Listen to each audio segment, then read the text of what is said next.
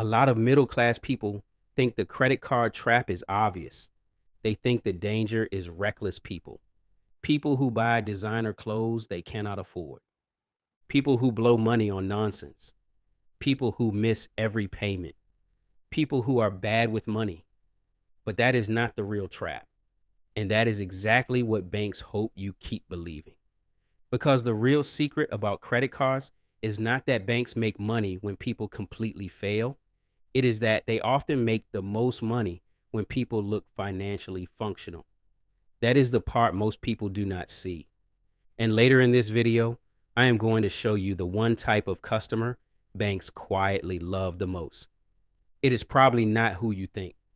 Now, to be clear, I am not saying credit cards are evil. I am not saying nobody should ever use one.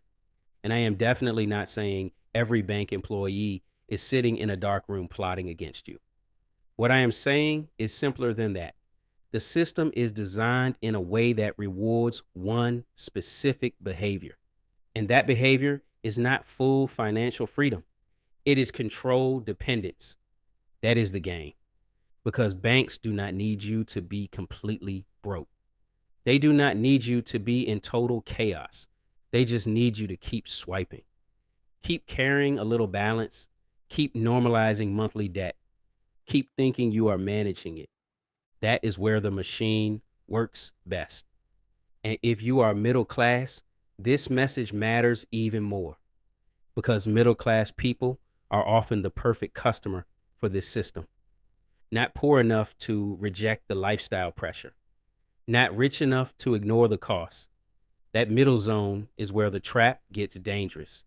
And in a few minutes, I will show you why the card is often not funding luxury. It is funding normal life. And that is exactly why it becomes so powerful. Let's start with the first illusion. Most people think a credit card helps them buy things. That is true, but it is not the full truth. What it really helps many people buy is time. Time until payday, time until next month, time until the bonus comes in, time until things feel easier. That sounds harmless, but it changes the whole meaning of the card because now the card is not just a payment tool. It becomes a bridge between the life you can afford today and the life you are trying to maintain anyway. That is where the problem starts. And it does not always start with one stupid purchase. It can start with groceries, fuel, school costs, a car repair, a birthday, a weekend out, a slow month, a medical bill, normal life. That is what makes this dangerous. The car starts helping you smooth over little gaps, then bigger gaps, then regular gaps. And once that happens, the card is no longer helping you once in a while. It is quietly becoming part of how your life functions. That is the secret. Credit cards become most profitable when they stop feeling like debt and start feeling like support. Now hold on to that idea because later I'm going to show you why that feeling of support is one of the most expensive feelings in personal finance. Here is the second illusion. A lot of people think the danger of credit cards is mainly the interest rate. And yes, the interest rate matters a lot, but the deeper danger is behavioral. Credit cards change how people spend. When you hand over cash or even use debit and see your actual bank balance dropping, there is friction. You feel the cost more. You hesitate more. You notice the trade-off more. Credit cards reduce that pain. They make spending feel lighter, cleaner, less immediate. And when the pain goes down, spending discipline often goes down too. That is not a character flaw. That is human behavior. And banks understand human behavior very well. They know rewards feel good. They know minimum payments feel manageable. They know available credit feels like breathing room. They know interest-free for now feels safe. They know a small monthly repayment feels easier to accept than a large total cost. This is why the trap is not just mathematical. It is psychological. And once you understand that, you stop asking, can I handle this card? And you start asking the better question. What is this card training me to believe? That question changes everything. Because if the card is training you to think future income will solve present spending, that is dangerous. If the card is training you to judge affordability by monthly payment instead of total cost, that is dangerous. If the card is training you to feel rich while your cash flow is actually tight, that is very dangerous. And this is where the middle class trap really shows up. Middle class people usually do not use credit cards to look reckless. They use them to keep life going. That is the lie. The lie is not go be irresponsible. The lie is this is how responsible adults manage life. That is what makes it so persuasive because the card gets used for things that sound justified. Back to school shopping, flights for a family event, a temporary shortfall, a few meals during a stressful month, replacing an appliance, covering December, covering January after covering December. And now the debt does not feel wild. It feels reasonable. It feels explainable. It feels adult. But explainable debt still costs money. And normal debt still weakens your future. That is the part people miss. Now let's close one of the loops from earlier. I said banks do not necessarily make the most money from the person in total financial collapse. Here is why. The totally chaotic customer is risky. They may default.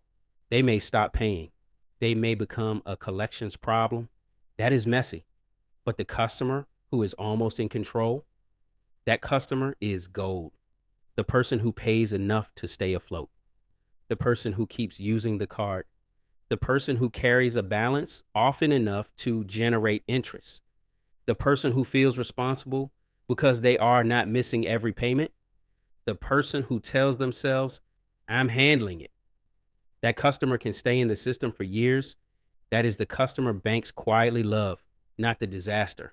The almost disciplined borrower, the one who is stable enough to keep paying, but stretched enough to keep needing the product. That is the real answer. And if that made you a little uncomfortable, good.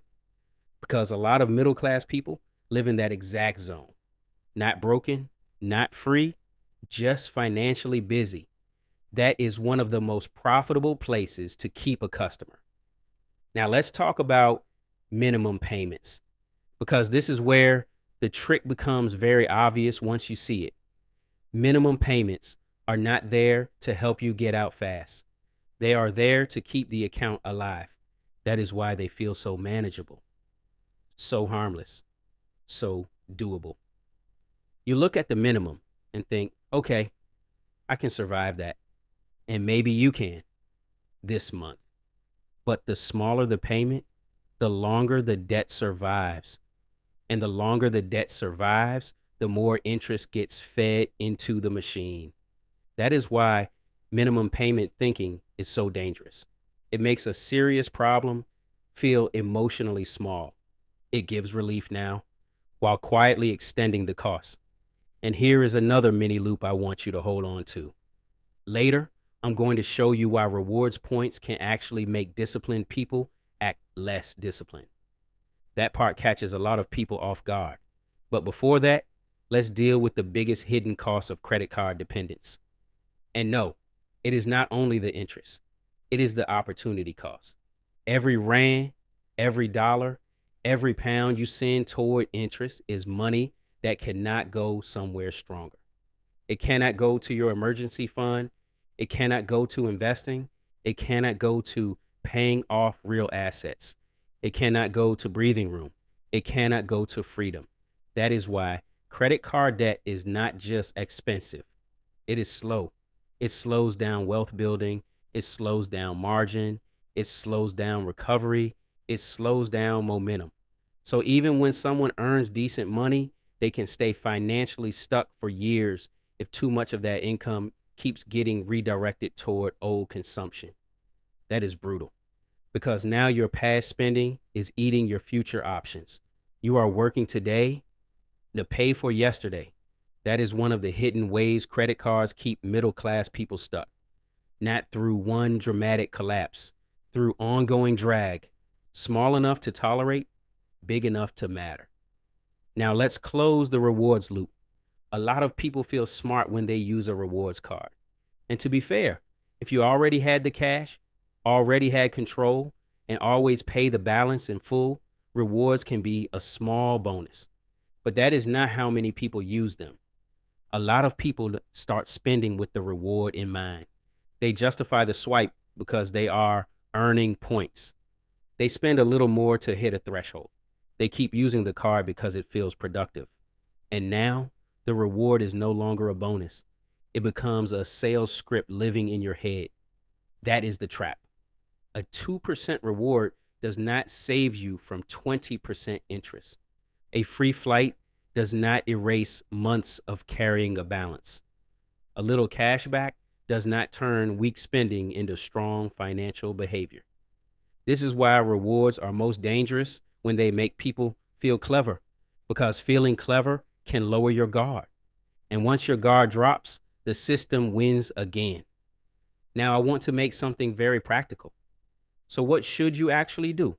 First, stop using the card as a bridge between your income and your lifestyle. That is the big one. If the card is regularly helping you maintain a life your cash flow cannot comfortably carry, that is your warning sign. Second, stop thinking in minimum payments. Look at total balance. Look at total interest. Look at the real cost. Third, only use a credit card for purchases already backed by cash in your bank account, not expected cash, not hoped for cash, actual cash. Fourth, build an emergency fund. Because one of the biggest reasons credit cards become a trap is that people have no buffer. So every surprise goes on the card.